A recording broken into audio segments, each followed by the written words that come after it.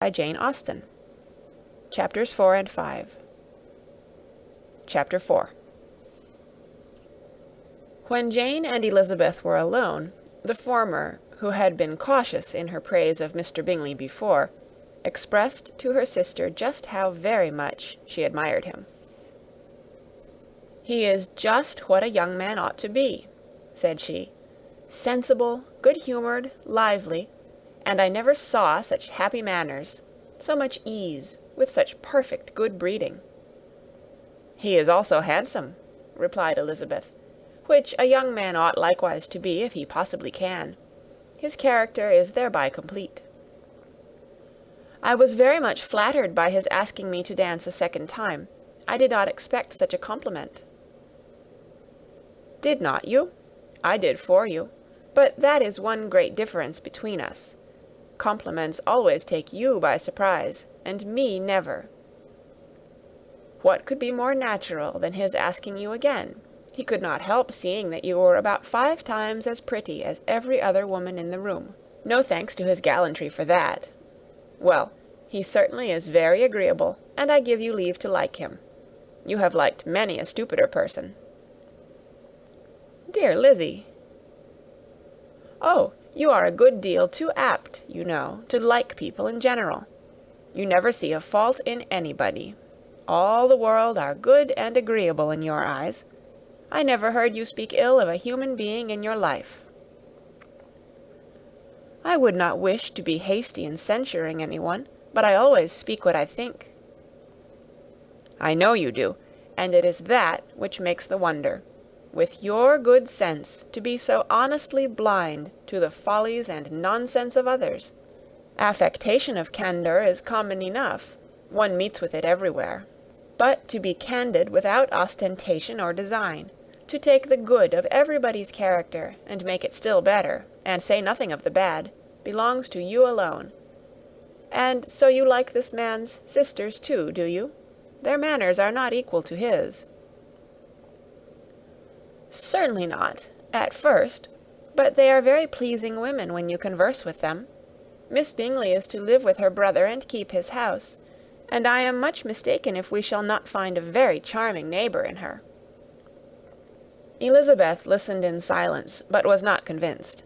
Their behaviour at the assembly had not been calculated to please in general, and with more quickness of observation and less pliancy of temper than her sister, and with a judgment too unassailed by any attention to herself, she was very little disposed to approve them.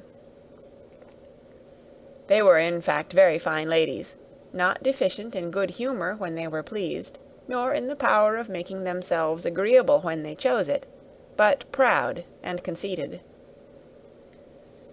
They were rather handsome, had been educated in one of the first private seminaries in town, had a fortune of 20,000 pounds, were in the habit of spending more than they ought, and of associating with people of rank, and were therefore in every respect entitled to think well of themselves and meanly of others. They were of a respectable family in the north of England, a circumstance more deeply impressed on their memories than that their brother's fortune and their own had been acquired by trade. Mr. Bingley inherited property to the amount of nearly 100,000 pounds from his father, who had intended to purchase an estate, but did not live to do it.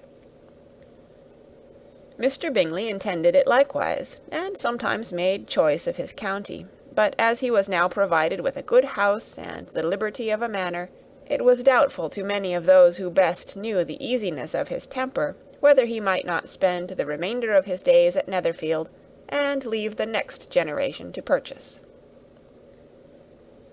His sisters were anxious for his having an estate of his own, but though he was now only established as a tenant, Miss Bingley was by no means unwilling to preside at his table, nor was Mrs. Hurst, who had married a man of more fashion than fortune, less disposed to consider his house as her home when it suited her. Mr. Bingley had not been of age 2 years when he was tempted by an accidental recommendation to look at Netherfield House.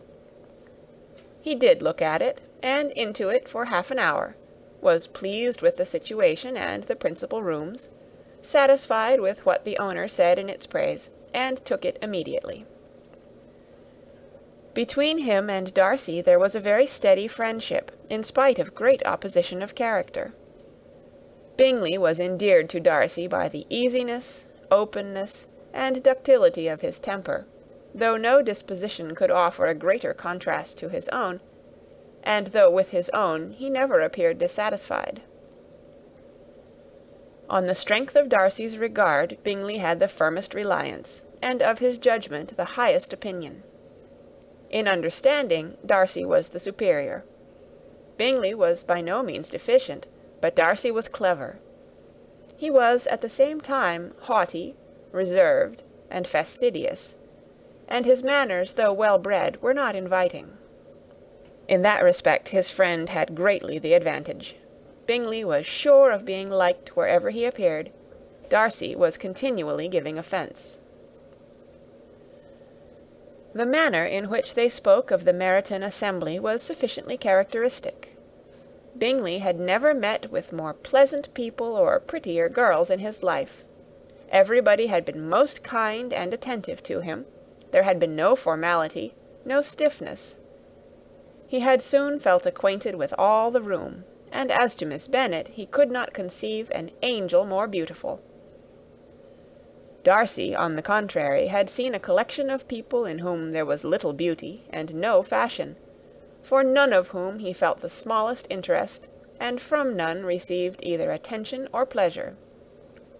Miss Bennet he acknowledged to be pretty, but she smiled too much.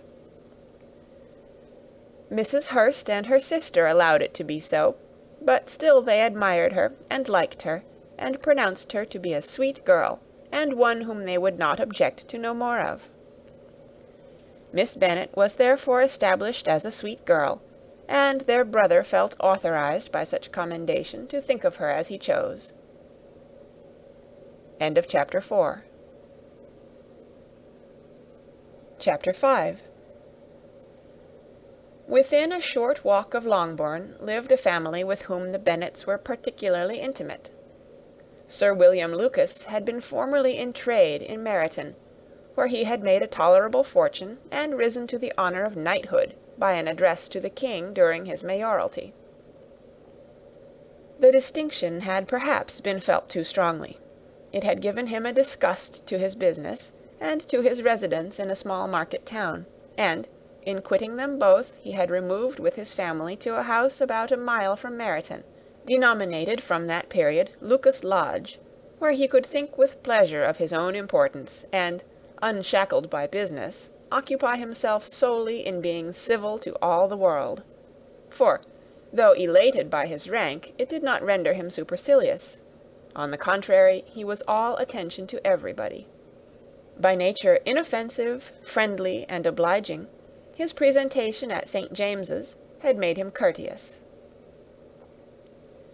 Lady Lucas was a very good kind of woman, not too clever to be a valuable neighbour to Mrs. Bennet. They had several children. The eldest of them, a sensible, intelligent young woman, about 27, was Elizabeth's intimate friend. That the Miss Lucases and the Miss Bennets should meet to talk over a ball was absolutely necessary, and the morning after the assembly brought the former to Longbourn to hear and to communicate. "You began the evening well, Charlotte," said Mrs. Bennet with civil self-command to Miss Lucas. "You were Mr. Bingley's first choice." "Yes, but he seemed to like his second better." "Oh, you mean Jane, I suppose, because he danced with her twice. To be sure, that did seem as if he admired her. Indeed, I rather believe he did. I heard something about it, but I hardly know what. Something about Mr. Robinson." "Perhaps you mean what I overheard between him and Mr. Robinson. Did not I mention it to you? Mr. Robinson's asking him how he liked our Meryton assemblies, and whether he did not think there were a great many pretty women in the room, and which he thought the prettiest, and his answering immediately to the last question, 'Oh, the eldest Miss Bennet, beyond a doubt. There cannot be two opinions on that point.'" "Upon my word! Well, that is very decided indeed. That does seem as if... But, however, it may all come to nothing, you know." "My overhearings were more to the purpose than yours, Eliza," said Charlotte. "Mr. Darcy is not so well worth listening to as his friend, is he? Poor Eliza! To be only just tolerable. I beg you would not put it into Lizzie's head to be vexed by his ill treatment, for he is such a disagreeable man that it would be quite a misfortune to be liked by him. Mrs. Long told me last night that he sat close to her for half an hour, without once opening his lips." "Are you quite sure, ma'am? Is not there a little mistake?" said Jane. "I certainly saw Mr. Darcy speaking to her." "Aye, because she asked him at last how he liked Netherfield, and he could not help answering her, but she said he seemed quite angry at being spoke to." "Miss Bingley told me," said Jane, "that he never speaks much, unless among his intimate acquaintances. With them he is remarkably agreeable." "I do not believe a word of it, my dear. If he had been so very agreeable, he would have talked to Mrs. Long. But I can guess how it was. Everybody says that he is eat up with pride, and I dare say he had heard somehow that Mrs. Long does not keep a carriage, and had come to the ball in a hack chaise." "I do not mind his not talking to Mrs. Long," said Miss Lucas, "but I wish he had danced with Eliza." "Another time, Lizzy," said her mother, "I would not dance with him, if I were you." "I believe, ma'am, I may safely promise you never to dance with him." "His pride," said Miss Lucas, "does not offend me so much as pride often does, because there is an excuse for it.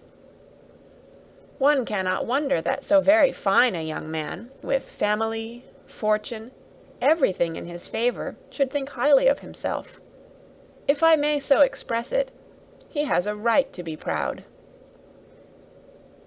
"That is very true," replied Elizabeth, "and I could easily forgive his pride, if he had not mortified mine." "Pride," observed Mary, who piqued herself upon the solidity of her reflections, "is a very common failing, I believe. By all that I have ever read, I am convinced that it is very common indeed, that human nature is particularly prone to it, and that there are very few of us who do not cherish a feeling of self-complacency on the score of some quality or other, real or imaginary. Vanity and pride are different things, though the words are often used synonymously. A person may be proud without being vain. Pride relates more to our opinion of ourselves, vanity to what we would have others think of us." "If I were as rich as Mr. Darcy," cried a young Lucas, who came with his sisters, "I should not care how proud I was. I would keep a pack of foxhounds, and drink a bottle of wine a day." "Then you would drink a great deal more than you ought," said Mrs. Bennet, "and if I were to see you at it, I should take away your bottle directly." The boy protested that she should not. She continued to declare that she would, and the argument ended only with the visit. End of Chapter 5. Recorded on November 6th, 2005, in Oceanside, California.